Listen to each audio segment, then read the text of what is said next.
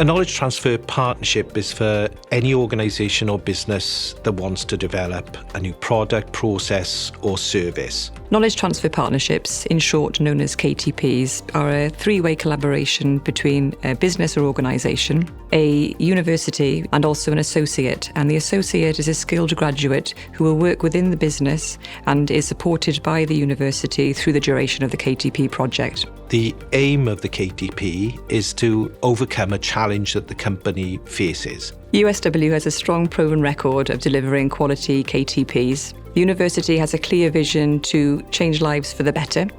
We have 4 accelerator areas where we have specialist expertise. These areas are creative innovation, crime, security and justice, health and well-being, and sustainable environments. Therefore, any businesses or organisations that have an innovative idea that they feel a KTP can assist with, we'll be very pleased to make those early stage conversations to find out how USW can provide support in those specific areas.